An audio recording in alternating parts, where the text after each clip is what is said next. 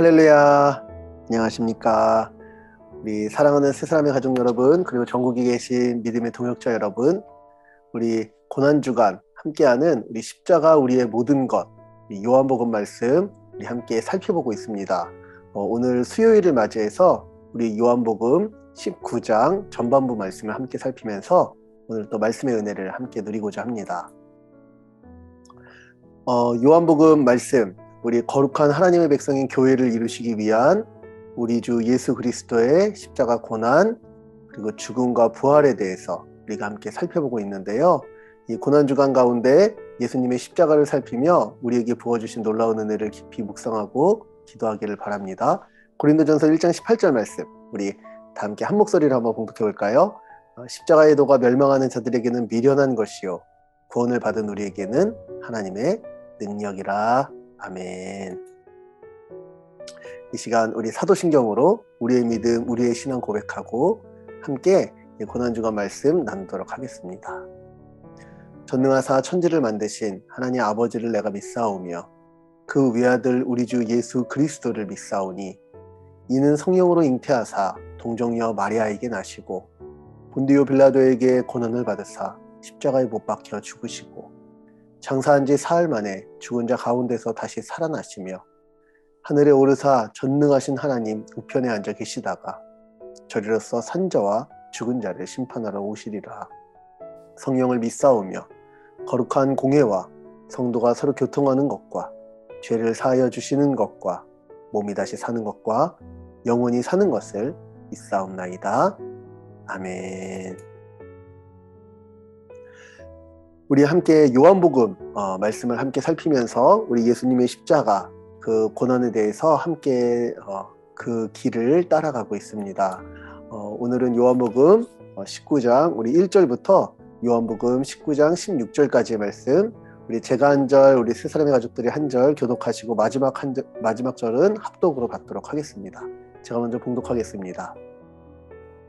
이에 빌라도가 예수를 데려다가 채찍질 하더라.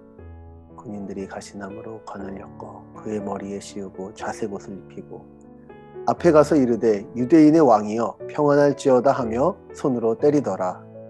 빌라도가 다시 밖에 나가 말하되 보라, 이 사람을 데리고 너희에게 나오나니 이는 내가 그에게서 아무 죄도 찾지 못한 것을 너희로 알게 하려 함이로라 하더라. 이에 예수께서 가시관을 쓰고 자색옷을 입고 나오시니 빌라도가 그들에게 말하되 보라, 이 사람이로다 하매 대제사장들과 아랫사람들이 예수를 보고 소리질러 이르되 십자가에 못 박으소서, 십자가에 못 박으소서 하는지라. 빌라도가 이르되 너희가 친히 데려다가 십자가에 못 박으라. 나는 그에게서 죄를 찾지 못하였노라. 유대인들이 대답하되 우리에게 법이 있으니 그 법대로 하면 그가 당연히 죽을 것은 그가 자기를 하나님의 아들이라 함이니이다. 빌라도가 이 말을 듣고 더욱 두려워하여 다시 관정에 들어가서 예수께 말하되 너는 어디로부터냐 하되 예수께서 대답하여 주지 아니하시는지라.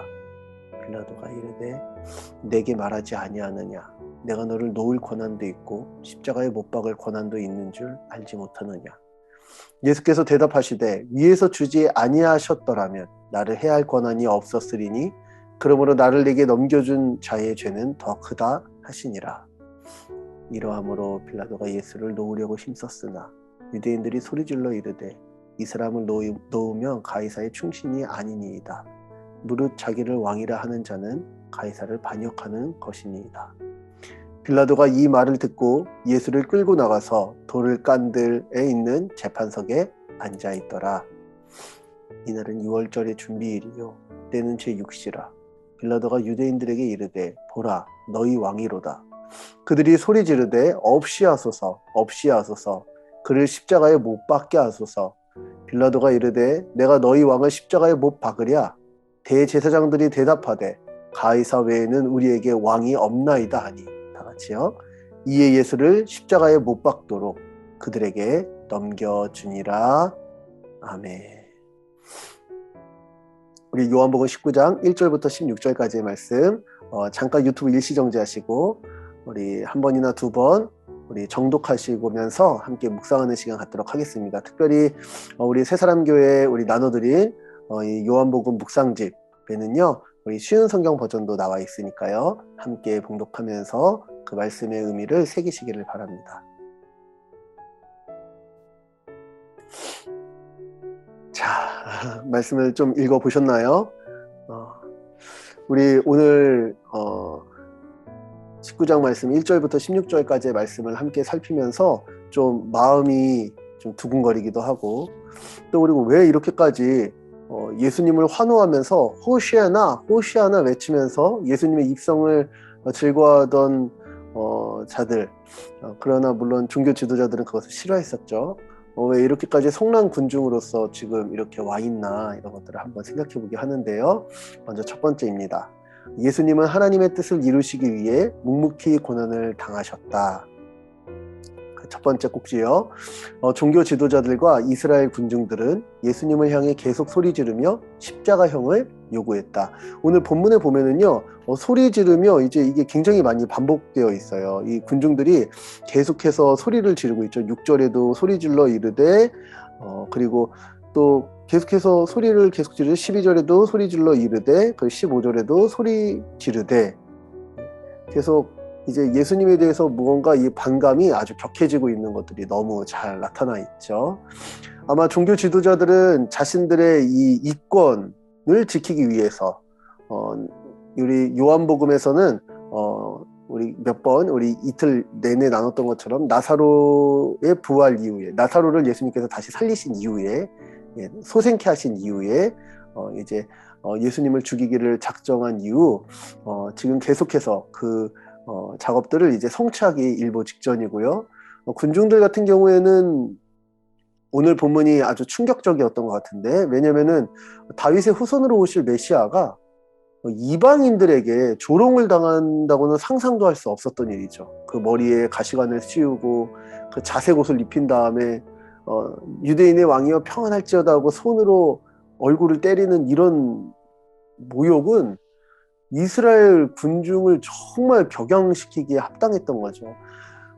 자, 너희들의 왕이다, 이렇게 데리고 나왔는데 초라하게 로마 군병들에 의해서 이제 채찍에 맞아서 온통 갈기갈기 찢긴 그 등에 보라색 천조가리를 걸치고 머리에 가시면류관이 박혀서 피를 흘리며 수척하게 나온 예수님의 모습에 이제 그들은 실망했던 거죠. 자기들이 기대했던 메시아가 아니고요.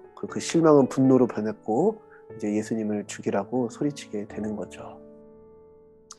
이런 모습, 자기 백성에게 오셨고 또 어둠 가운데 빛으로 오셨으며 자기 백성을 구원하기 위해 오신 하나님 나라의 왕을 십자가에 못 박으라고 성나서 소리 지르며 오늘 15절 우리에게는 왕이 없나이다 이렇게 외치는 이 이스라엘 백성들의 모습이 우리를 돌아보게 하죠. 백성들이 왜 이렇게까지 지금 흥분해서 소리 지르는 거죠?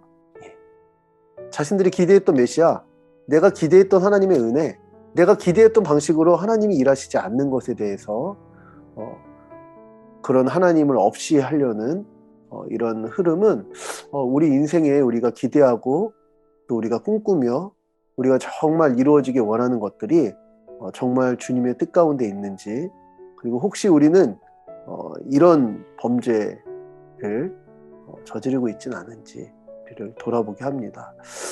그보다 더 놀라운 은혜는 사실 우리가 이렇게 살아왔던 사람들인데 이런 우리를 위해서 우리 주 예수 그리스도께서 이렇게 고난 받으심으로 우리에게 그 생명을 내어주심으로 영원한 생명을 얻게 하여 주셨으니 이 은혜가 우리에게 정말 놀라운 은혜죠. 오늘 이렇게 새벽에 비가 내리는 새벽이지만 오늘 하루 가운데 또 주님의 은혜로 우리의 모든 날이 촉촉하기를 소망해 봅니다. 로마 군인들의 모욕적인 채찍질과 조롱과 폭력 앞에서 십자가에 못 박으라고 외치는 종교 지도자들과 이스라엘 군중 앞에서 예수님은 묵묵히 고난을 당하시죠. 우리 예수님의 고난을 보면서 우리 이사야서 말씀 53장 1절부터 8절까지의 말씀이 정말 생각나는데요. 제가 한번 봉독해 드리겠습니다.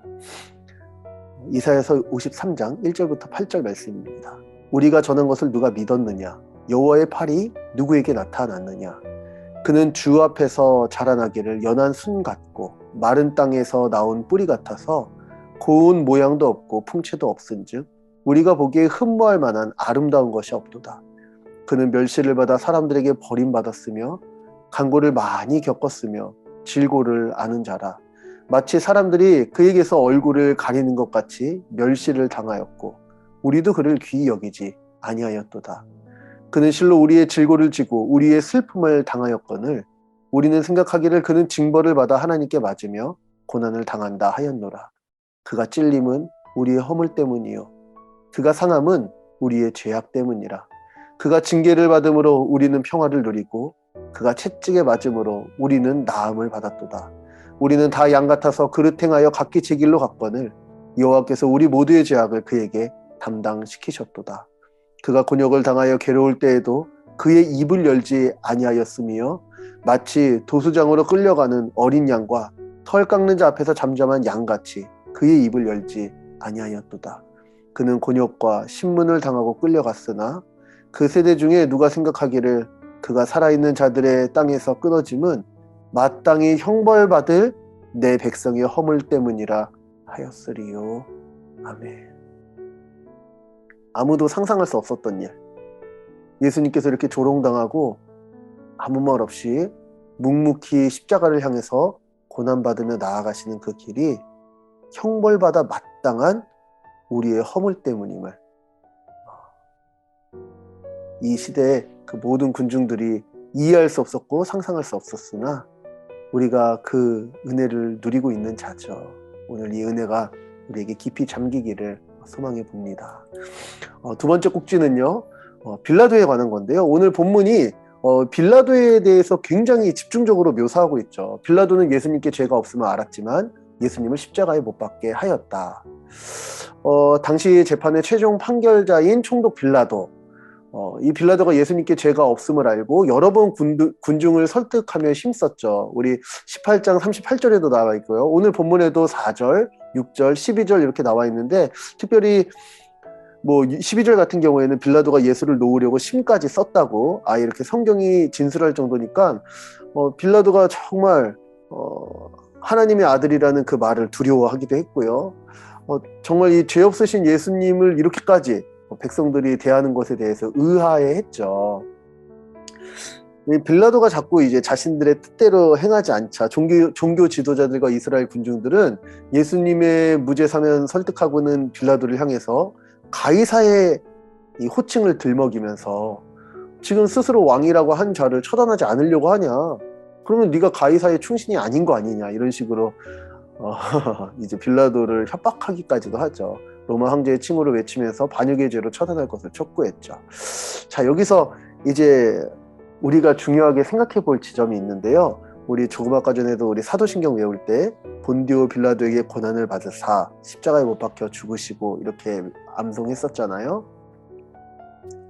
실제 그의 본심이 아니었을지 모르겠어요. 그렇지만 결과적으로 그 재판, 그 공적 재판의 책임을 가지고 있었던 빌라도가 결국 예수님을 십자가에 못 박도록 넘겨주었죠. 예수님을 두려워했음에도 불구하고 말이죠. 우리가 신앙생활하면서 하나님을 두려워하는 마음, 하나님을 사랑하는 마음, 이런 마음이 있는 것, 어떤 감정이 있는 것 정도로 그쳐서는 안 될 것 같아요. 결국 어떤 우리의 감정적 정의, 어떤 감정적 정서는 사람들이나 상황의 거셈 가운데 압도당하기 쉽고 그리고 거기에 꺾이기도 너무 쉽죠. 상황에 따라서. 그래서 우리에게 필요한 것은 예수님이 누구신가를 명확하게 아는 이 진리를 아는 지식이죠. 그리고 그 믿음이 들음에서 나기에 그 우리가 알게 된 이 진리 체계, 이 지식을 기반으로 우리가 다시 믿음으로 반응하면서 믿음으로 나아갈 수 있겠죠. 결국 이게 믿음의 문제라는 겁니다. 우리 사도행전 4장 19절에 보면 이제 이런 얘기가 너무 잘 나오는데요. 이때 이 예수님께서 이 대제사장의 뜰에서 신문 받으실 때 숨어서 예수님을 3번이나 부인할 수밖에 없었던 베드로가요. 사도행전 4장 19절에 보면 바로 그 산헤드린 공회에 그 뭐라 그럴까요? 이 공의원들이 모인 바로 그 뜰에서 베드로와 요한이 대답하여 이르되 하나님 앞에서 너희의 말을 듣는 것이 하나님의 말씀을 듣는 것보다 옳은가 판단하라. 아멘. 이게 정말 위대한 변화자 위대한 반전이죠. 이게 어떻게 가능했느냐? 예, 십자가에 못 박히신 예수 그리스도께서 부활하심을, 그리고 부활하신 예수님께서 이 제자들과 40일 동안 하나님 나라에 대해서 알려주시고 그 눈앞에서 승천하셨음을 목도했던 베드로, 예수님의 주 되심을 확연히 알게 된 이 베드로가 이제 정말 이 믿음의 내용을 붙잡고 살아갈 수밖에 없었던 거죠. 이 은혜가 오늘 하루를 살아가는 저와 우리 모든 믿음의 동역자들에게도 넘치기를 소망해 봅니다. 갈라디아서 1장 10절 바울의 고백입니다. 이제 내가 사람들에게 좋게 하랴 하나님께 좋게 하랴 사람들에게 기쁨을 구하랴 내가 지금까지 사람들의 기쁨을 구하였다면 그리스도의 종이 아니니라. 아멘. 오늘 우리에게 생명 주시고 우리의 죄를 해결하기 위해서 묵묵히 십자가를 지시며 그 고난받으셨던 예수님을 생각하면서 이것을 아는 지식이, 이것을 믿는 믿음이 오늘 우리의 삶을 주님 앞에 믿음으로 이끌어가기를 소망해 봅니다. 우리 이 시간 말씀을 생각하면서 또 말씀 가운데 받은 도전들, 또 회개할 것을 회개하고 또 다짐할 것을 다짐하면서 오늘 하루에 주님의 은혜를 구하는 시간 함께 갖도록 하겠습니다. 기도하겠습니다.